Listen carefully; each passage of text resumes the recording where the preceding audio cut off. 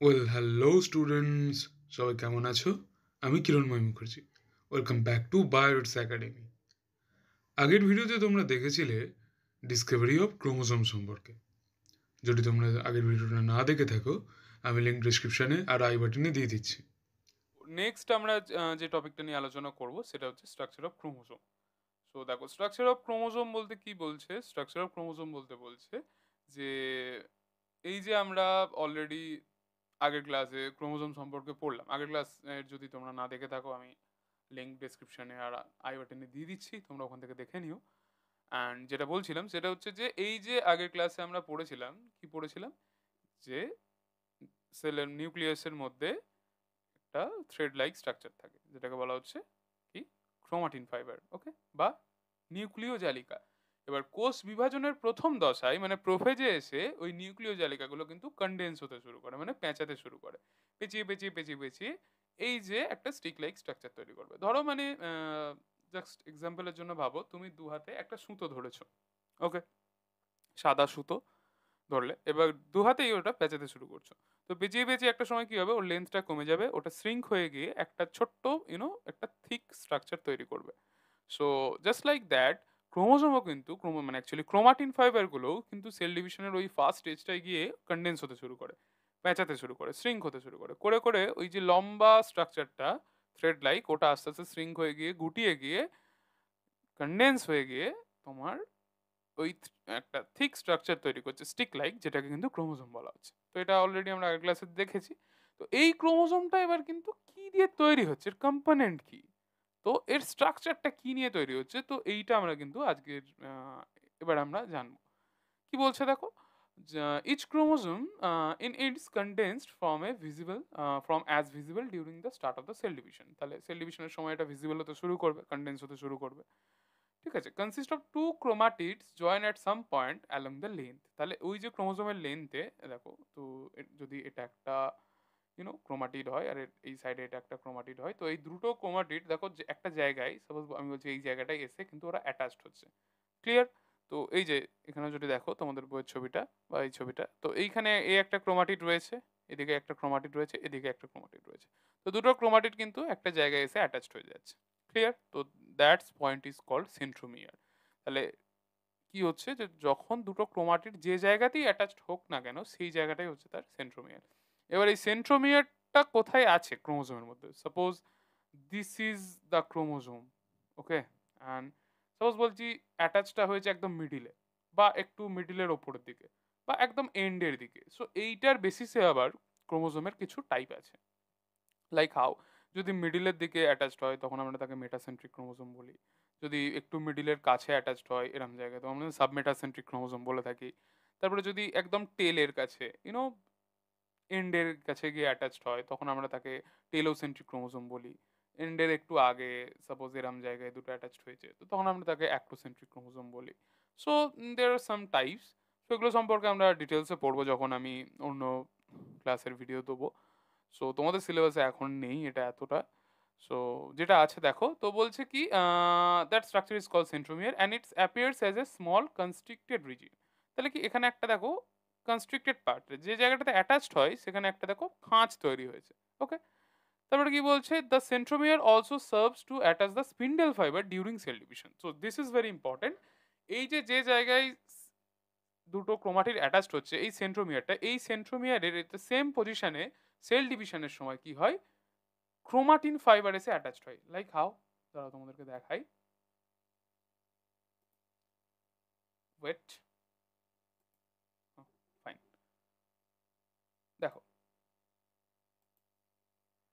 So suppose একটা সেলের মধ্যে এই ক্রোমোজোমটা রয়েছে, suppose that is chromosome, like not, that is not, we choose another one, হ্যাঁ, ওকে, ফাইন। সো দেখো, যদি এটা একটা ক্রোমোজোম হচ্ছে, so this is the chromosomal structure.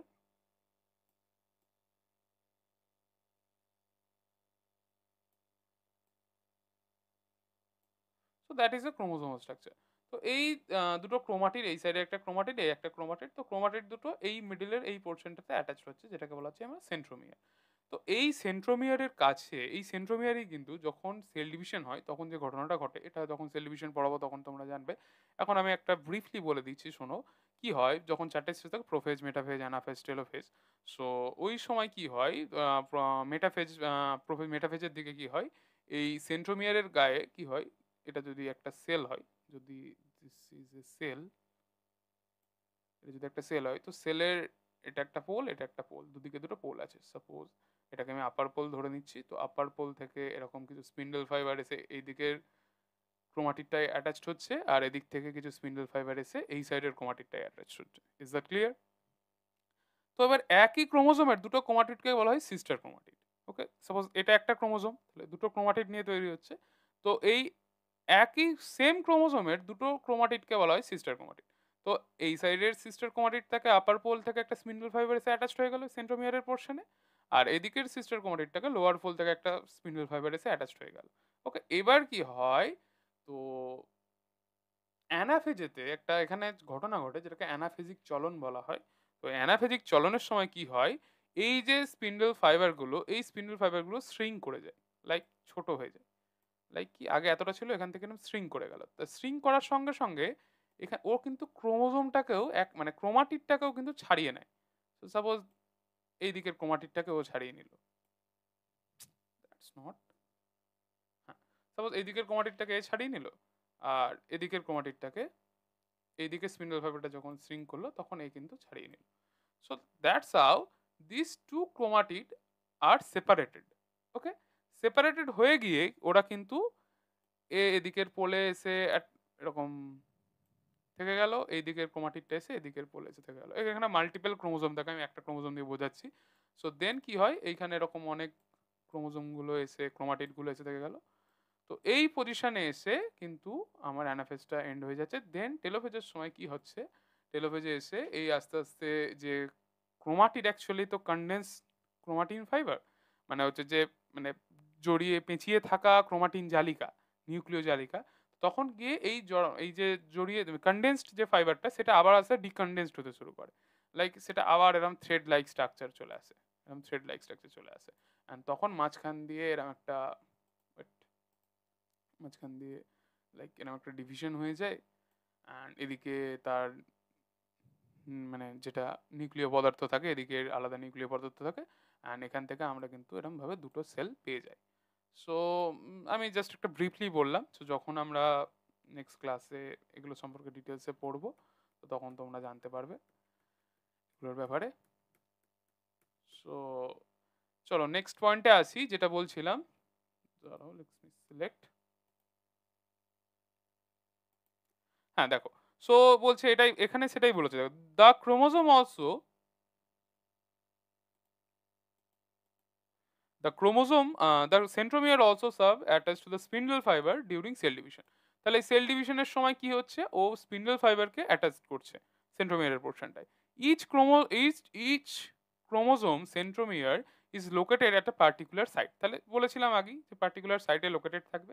As the spindle fibre contract, যখন স্পিন্ডল ফাইবারগুলো কন্ট্রাক্ট হবে, যেটা আমি তোমাদেরকে বোঝালাম, তখন সিস্টার ক্রোমাটিডস আর সেপারেটেড, তখন সিস্টার ক্রোমাটিডগুলো সেপারেটেড হয়ে যাবে, এর সাথে একটা চলে যাবে, এর সাথে একটা চলে যাবে। আর কি হবে, and each is pulled away from others towards the two poles of the dividing cell. তখন কি হবে, তখন প্রত্যেকটা ক্রোমাটিড এদিকে পড়ে চলে আসবে আপার পোলে, এদিকের এই ক্রোমাটিডগুলো এদিকে, এরকম ভাবে কিন্তু আস্তে আস্তে দেন সেল ডিভিশনটা হবে। তো after the completion of cell division, the chromatids, cell division যখন হয়ে যাবে তখন এই ক্রোমাটিডগুলোকে কি বলা হচ্ছে, নাও কল্ড ক্রোমোজোম। ক্রোমোজোম বলা হচ্ছে ডিকন্স, ঠিক আছে, ডিকন্ডেন্স হচ্ছে। দেখো, যখন এই তোমাকে একটু আগেই বোঝাচ্ছিলাম যে কনডেন্স ছিল, কনডেন্স থেকে যখন দুটো পোলে চলে গেল, সেখানে গিয়ে ডিভিশনের পর কি হবে, ওটা ডিকনডেন্সড হবে আবার, মানে প্যাচগুলো খুলে যাবে, দিয়ে ওগুলো আবার থ্রেড লাইক স্ট্রাকচার তৈরি করবে। দেখো, and revert to there very long fine thread like chromatin fibre, ওটা আবার কিন্তু একদম মানে সেই সুতোর মতো সরু ক্রোমাটিন ফাইবার তৈরি করবে। There would be as many chromatin fibres inside the nucleus as the number of chromosome that appears during cell division. Cell ডিভিশনের সময় যেমন নাম্বার অফ ক্রোমোসোম থাকবে, সেরকম কিন্তু ক্রোমাটিন ফাইবার আবার ওখানে গিয়ে প্রডিউস হবে নিউ সেলে। Okay, so that's the structure of chromosome. তো আশা করি বুঝতে পেরেছো।